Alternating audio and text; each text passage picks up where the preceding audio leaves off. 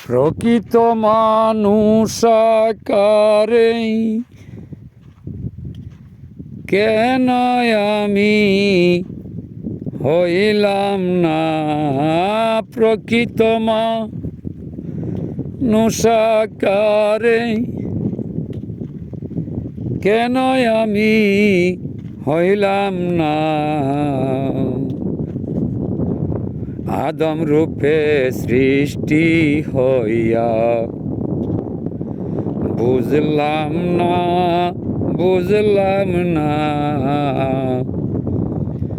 আদম রূপে সৃষ্টি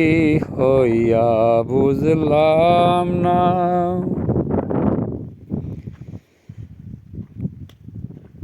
আদম হয় আল্লাহরই সুরত সালাই দিয়া আল্লাহর কুদরত আদম হয় আল্লাহরই সুরত তারে সালাই দিয়া আল্লাহর কুদরত ওরে খুঁজলাম না যে ববেতে সুপথ খুঁজলাম না এই ববে সুপথ মানুষ আকার ধরলাম না এই দুনিয়ার তাল বাহানা সারলাম না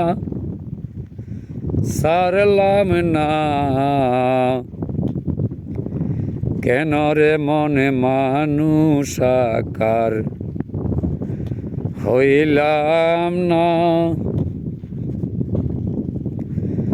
সুরতে মানুষ হইয়া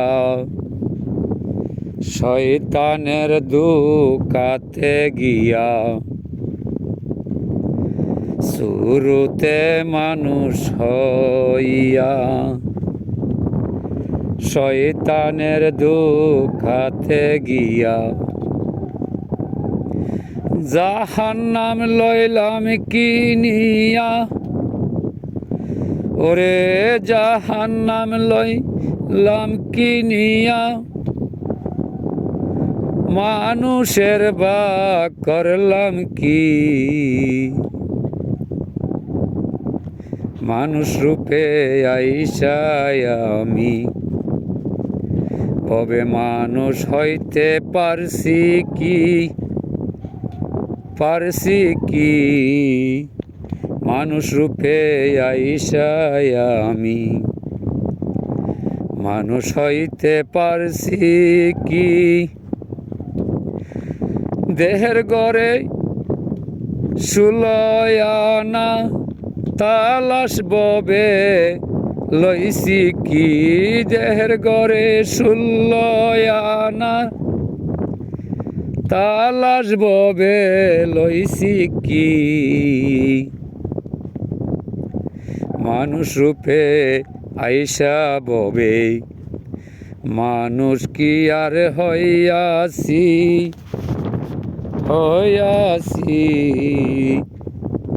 মানুষ রূপে আইসা ববে মানুষ কি আর হইয়াছি সত্য সুজা বলো তুমি আল্লাহ পাকে অন্তর্যামী সত্য সুজা বলো তুমি আল্লাহ পাকে অন্তর্যামী সেই যে আবার জগৎ স্বামী সেই যে আবার জগৎ স্বামী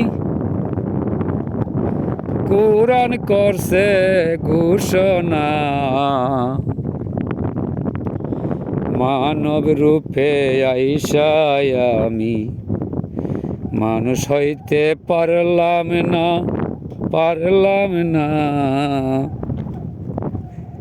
মানুষ রূপে আইসায় আমি মানুষ হইতে পারলাম না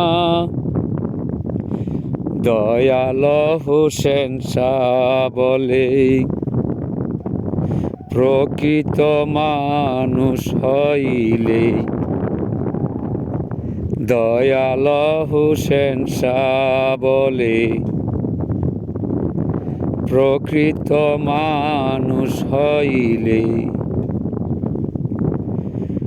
দুনিয়াতে আইলে গেলে, দুনিয়াতে আইলে গেলে গুরুর কর্ম করলে না, মানুষ রূপে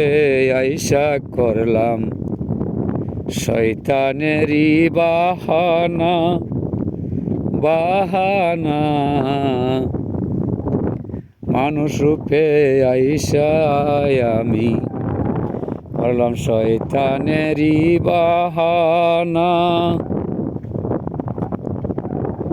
বাবিয়া খলিল শাহ বলে, মানুষ আকার ধরতে হলে, বাবিয়া খলিল শাহ বলে, মানুষ আকার ধরতে হলে শ্রীকুঞ্জের বাজারে গেলে, শ্রীকুঞ্জের বাজারে গেলে দয়াল দিবে ঠিকানা, মানুষ রূপ ধরিয়ায় আমি মানুষ হইতে পারলাম না,